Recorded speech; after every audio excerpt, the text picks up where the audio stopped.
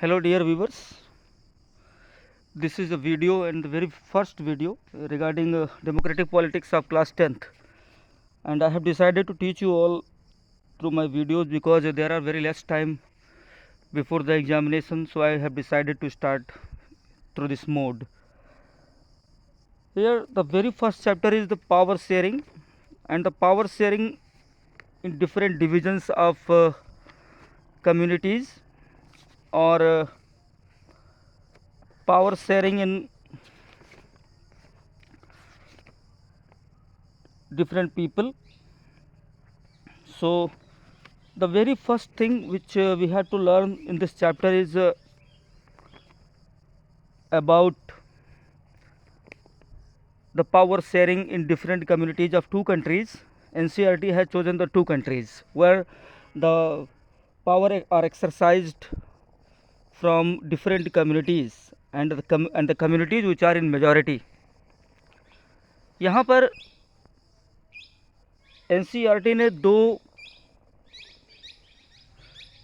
देशों को चुना है जिनमें जो है NCERT ने ये बताने की कोशिश की है कि किस प्रकार से जो है अलग अलग समूहों द्वारा जो है देश की सत्ता को एक्सरसाइज किया जाता है।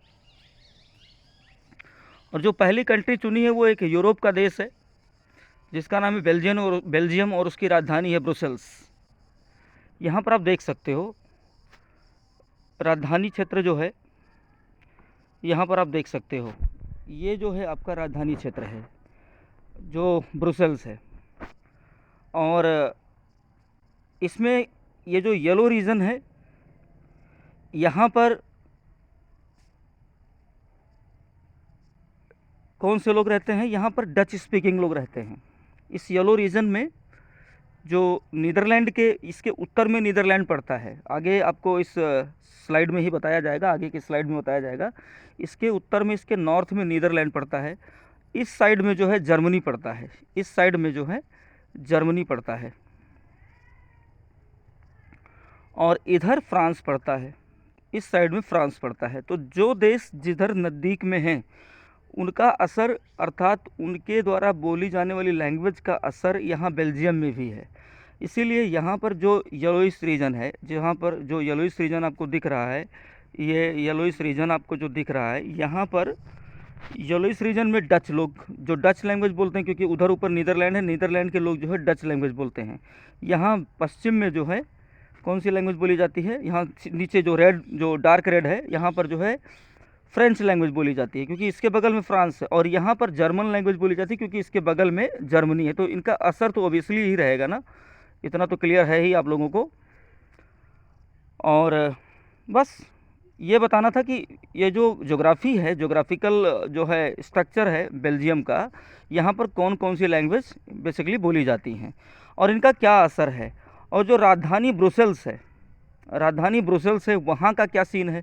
ये जो मतलब yellow colour Brussels capital region, यहाँ नीचे आप देख सकते हैं, इस जगह पर आप देख सकते हैं, इस जगह पर आप देख सकते हैं, यहाँ पर और ये भी कलर वही है।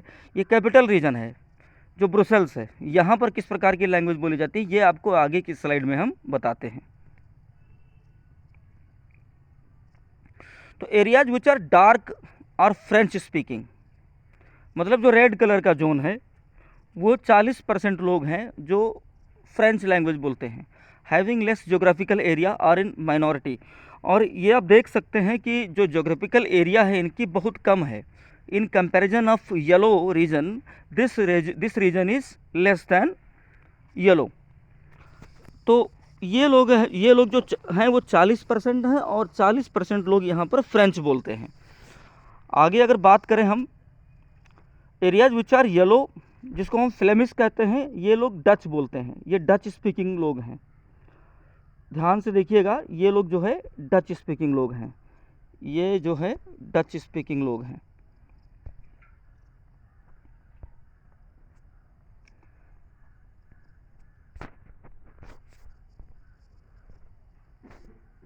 ये डच हैं, ये फ्रेंच हैं, ठीक है ना, और ये जर्मन हैं, पहले ही बता चुके हैं हम, ठीक है ना। और जब हम आगे जाते हैं in eastern region very few people 1%, केवल 1% लोग जो है जर्मन लैंग्वेज बोलते हैं। जो लाइनें बनी हुई हैं आप देख सकते हैं मैप में, जो लाइनें बनी हुई हैं देखिए, ये जो है जर्मनी के बगल में है, इसलिए ये जर्मन लैंग्वेज बोलते हैं। जो पड़ोसी देशों के बारे में मैंने आपको बता ही दिया है। Neighbours are Netherland in the north, in the east the Germany and in the west there is France, ठीक है ना। Dutch speaking community was in majority, आप देख सकते हैं सबसे ज़्यादा ये जो है डच स्पीकिंग कम्युनिटी है, जो है जो फ्लेमिश हैं वो डच स्पीकिंग है, और ये डच स्पीकिंग है, ये ज़्यादा संख्या में है। ये कंपैरेटिवली जो है जो जर्मन स्पीकिंग है ये कम संख्या में है, बहुत कम संख्या में है। और उससे जो है बीच में जो है हम आपसे बता रहे हैं ये जो है वैलोन एरिया है, और यहाँ पर फ्रेंच लैंग्वेज बोलते हैं। आप लोग कहेंगे कि एक ही बात हम बार बार बता रहे हैं, लेकिन ये आपके दिमाग में बैठ जाए, क्योंकि इसलिए हम आपको ये बात बार बार बता रहे हैं। Dutch speaking community was in majority in country but in minority in capital region. सबसे जो अजीब बात है, यहाँ तो मेजॉरिटी में है, यहाँ डच स्पीकिंग जो है मेजॉरिटी में है, यहाँ डच स्पीकिंग मेजॉरिटी में है, एम ऐसे लिख दे रहे हैं, लेकिन यहाँ पर जो है डच स्पीकिंग माइनॉरिटी में है। ये बहुत अजीब सी बात है। डच स्पीकिंग कैपिटल रीजन में माइनॉरिटी में है और पूरे देश में मेजॉरिटी में है। Dutch speaking community was in majority in country but in minority in capital region. Brussels में बहुत कम लोग हैं जो डच बोलते हैं। इसका मतलब क्या हुआ कि ब्रुसेल्स में फ्रेंच लैंग्वेज बोलने वाले लोग ज़्यादा हैं, ब्रुसेल्स में फ्रेंच लैंग्वेज बोलने वाले लोग ज़्यादा हैं।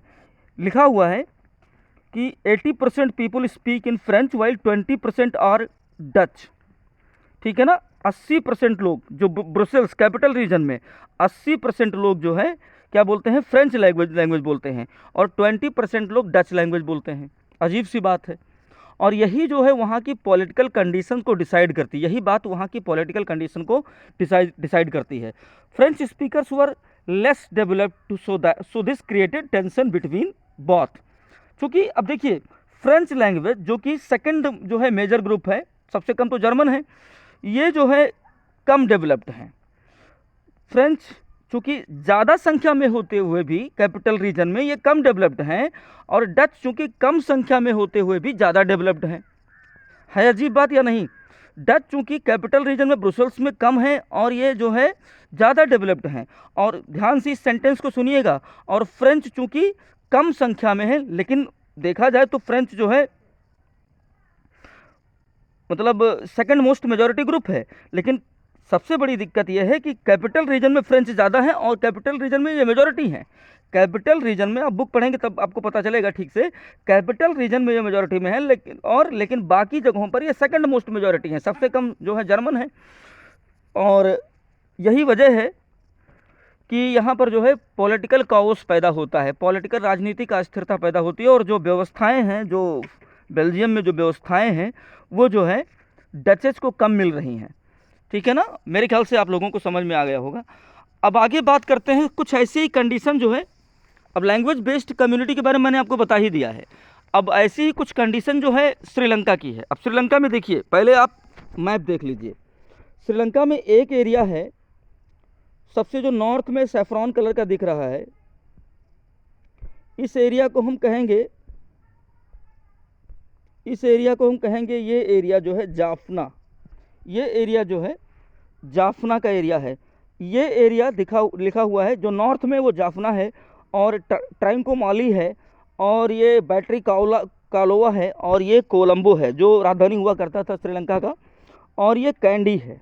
देखिए एरियाज आप देखिए, फिर से हमने बाकायदा जो है टिक्स किए हैं, आप देख सकते हैं। नॉर्थ में जाफना, और जब हम ईस्ट में जाते हैं तो ट्राइंकोमाली, और साउथ ईस्ट में हम देखते हैं कि ये बैटरी कालोवा है, और जो वेस्ट है वो कोलंबो है, और बीच में कैंडी पड़ता है। अब देखते हैं कि हम देख रहे हैं कि कुछ एरियाज जो मतलब एकदम से साइड के एरियाज़ हैं, और ये चूँकि आइलैंड कंट्री है, साइड के जो एरियाज़ हैं वो सैफरॉन कलर जो है ऑक्यूपाई किए हुए हैं, सैफरॉन कलर जो है उनको ऑक्यूपाई किए हुए, बीच में येलो कलर ऑक्यूपाई किए हैं। तो इसका मतलब आखिर में क्या है ये हम देखेंगे। तो देखते हैं आगे चल के। आगे की स्लाइड में कुछ बातें लिखी हुई हैं जो हम देखते हैं। और आज बस इतना ही कि क्योंकि दोनों देशों के बारे में आप जानकारी प्राप्त कर लीजिए, उसके बाद दोनों देशों की पॉलिटिकल कंडीशंस, जो लैंग्वेज बेस्ड पॉलिटिकल कंडीशन है, उसके बारे में मैं कोशिश करके कल वीडियो बनाता हूँ। और अगर आपको कोई बात समझ में नहीं आती है तो आप लोग जो है कमेंट कर सकते हैं, वीडियो देखेंगे ही, वीडियो में शेयर भी करूँगा आपके ग्रुप पर, और आप कमेंट करिएगा। जो बात समझ में नहीं आएगी वो मैं फिर से अगली वीडियो में बताने की कोशिश करूँगा। तो एरियाज आपने देखा सैफ्रॉन कलर का और येलो कलर का। येलो कलर सबसे ज़्यादा है, और देखो अब यहाँ पर लिखा हुआ है येलो कलर सबसे ज़्यादा है। और आप देखिए जो येलो कलर है वो सिन्हाला लैंग्वेज बोलते हैं, देख रहे हैं ना आप लोग। जो श्रीलंकन तमिल हैं वो सैफ्रॉन कलर है, जो श्रीलंकन तमिल हैं वो सैफ्रॉन कलर है। और इंडियन तमिल बहुत थोड़े से हैं, कैंडी लिखा हुआ है जहाँ पर, वो कैंडी एरिया में जो है इंडियन तमिल रहते हैं। बाकी एरिया जो ग्रे कलर का है वो जो है वहाँ पर मुस्लिम्स रहते हैं, ठीक है ना। जो ग्रे कलर का एरिया है वहाँ पर मुस्लिम्स रहते हैं। क्या है कंडीशन श्रीलंका की? तो श्रीलंका की जो पॉपुलेशन है, आपकी बुक बता रही है एनसीईआरटी, वो 2 करोड़ की है। This island country has to also have diverse population, अलग अलग प्रकार की पॉपुलेशन है इस आइलैंड कंट्री में। 74% सिन्हाला लैंग्वेज स्पीकर्स हैं, मतलब जो वहाँ के नेटिव लैंग्वेज है सिन्हाला स्पीकर्स हैं। और 18% लोग जो है वहाँ पर तमिल बोलते हैं। 74% लोग सिन्हाला बोलते हैं और 18% लोग जो है तमिल बोलते हैं। और जो श्रीलंकन तमिल बोलते हैं, अलग एक सब कैटेगरी है, श्रीलंकन तमिल बोलने वालों की संख्या 13% है। और जो बाकी हैं वो जो है, बाकी जो तमिल बोलने वाले लोग हैं वो इंडिया से गए थे, जो है एज ए मतलब मजदूर के रूप में गए थे। उनके 4 फादर्स जो है मजदूर के रूप में श्रीलंका गए थे, तब से वो वहीं पर हैं। जो प्लांटेशन वर्कर्स के रूप में गए थे, अर्थात बागवानी में जो है, बागवानी में काम करने के लिए गए थे, और वहाँ पर जो है वो, लेकिन आज भी वही जो है इंडियन तमिल बोलते हैं। तो Sri Lankan Tamils are concentrated in the north and east. यहाँ पर जो है आप मैप में देखिएगा, ये नॉर्थ में और ईस्ट में, नॉर्थ में और ईस्ट में श्रीलंकन तमिल बोलने वाले लोग हैं, अर्थात जो नेटिव तमिल है श्रीलंका की वो बोलते हैं। और जो बीच में जो मतलब जो कैंडी एरिया है, कैंडी एरिया में कौन से लैंग्वेज बोलने वाले लोग हैं? कैंडी एरिया में बोलने वाले लोग जो है कौन से हैं? कैंडी एरिया में बोलने वाले लोग जो है, यहाँ पर देख सकते हैं आप मैप में, जो है जो इंडियन तमिल हैं वो हैं, ठीक है ना।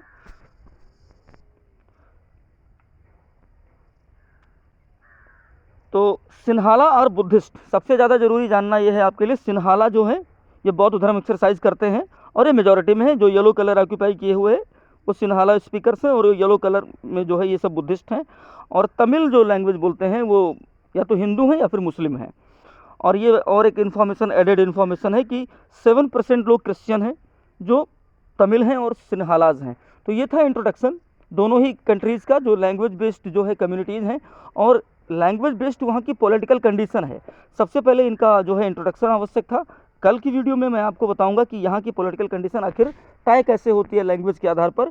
तो till then learn about these two countries, and you need not to learn about the geography of these two countries, but yes, we need to learn that Sri Lanka is an island country, and Belgium is also the country of Europe, and surrounded with Netherlands. Once again I would like to tell you, in the north Netherlands, there is Netherlands, and in the east there is Germany, and in the west there is France. So neighborhood has impact over different regions in case of languages. So thank you very much, and till then, best of luck for your board examination.